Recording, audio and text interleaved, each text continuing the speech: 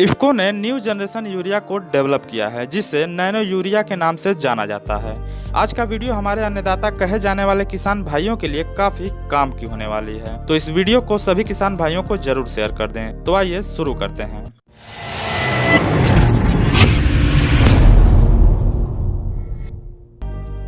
विश्व कृषि में क्रांति लाने का दम रखने वाले भारत का 21वीं सदी का उत्पाद जिसे नैनो यूरिया लिक्विड के नाम से जाना जाता है, इसे भारतीय किसान उर्वरक सहकारी यानी इफ़को के nano biotechnology research centre NBRC में स्वदेशी तकनीक के माध्यम से विकसित किया गया है।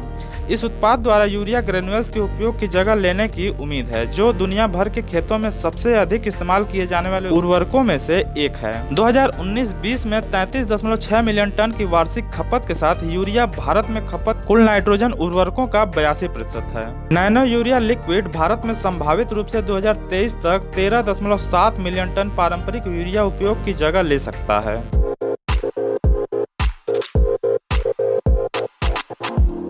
इफ़को के उपाध्यक्ष दिलीप संघानी ने एक बयान में कहा, इफ़को नैनो यूरिया 21वीं सदी का एक उत्पाद है और पर्यावरण को, मिट्टी, हवा और पानी को भविष्य की पीढ़ियों के लिए सुरक्षित रखना और सभी के लिए भोजन सुरक्षित रखना समय की जरूरत है। औसतन भारत में एक किसान प्रति फसल मौसम में 1 एकड़ में यूरिया के 2 बैग लगाता है।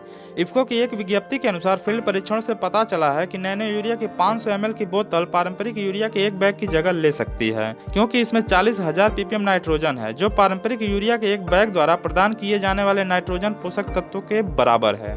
500 ml नैनो यूरिया की कीमत 240 रुपया है, जो पारंपरिक यूरिया की कीमत से काफी कम है। नैनो यूरिया लिक्विड पौधों के पोषण के लिए एक स्थायी समाधान प्रदान करने का भी वादा करता है, क्योंकि इसके वर्तमान संस्करण की तुलना में कम उपयोग के बावजूद यह मिट्टी, पानी, वायु और प्रदूषण को कम करते हुए फसलों के लिए उच्च पोषक तत्व दक्षता प्रदान करता है। अभी तक यूरिया से केवल 30 से 50% नाइट्रोजन का उपयोग खेतों में पौधों द्वारा किया जाता है, जबकि शेष लिंचिंग के कारण, त्वरित रासायनिक परिवर्तन के कारण बेकार हो जाता है, जो मिट्टी और जल निकायों को दूषित करता है, और वाष्पीकरण जो नाइट्रस ऑक्साइड के उत्सर्जन का कारण बनता है, जो फसलों के लिए कम पोषण क्षमता के साथ साथ वायु प्रदूषण और ग्लोबल वार्मिंग के लिए अग्रणी है। हालांकि पारंपरिक यूरिया पौधों को नाइट्रोजन देने में केवल 30 से 50% के लिए प्रभावी है, जबकि नैनो यूरिया लिक्विड की प्रभावशीलता 80% से भी अधिक है।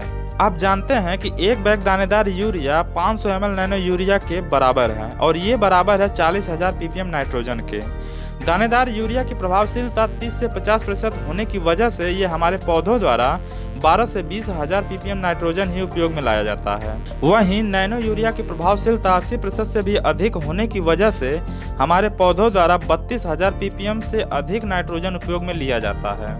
इससे आप समझ चुके होंगे कि जहां दानेदार यूरिया की 1 बैग की आवश्यकता है, वहां नैनो यूरिया के 250 ml की ही आवश्यकता होगी।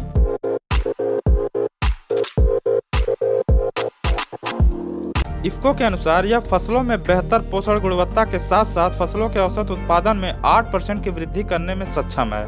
दक्षता में इस वृद्धि का एक प्रमुख कारण है नैनो तकनीक, जो उच्च सतह द्रव्यमान अनुपात प्रदान करते हैं और पौधों के पोषक तत्वों के नियंत्रण वितरण में मदद करते हैं। एक नैनो यूरिया तरल कण का आकार 30 नैनोमीटर होता है और पारंपरिक दानेदार यूरिया की तुलना में इसका सतह क्षेत्रफल से आयतन के आकार का लगभग 10,000 गुना अधिक होता है। अल्ट्रा छोटे आकार और सतह के गुणों के कारण नैनो यूरिया लिक्विड पौधों द्वारा उनकी पत्तियों पर छिड़काव करने पर अधिक प्रभावी ढंग से अवशोषित हो जाता है।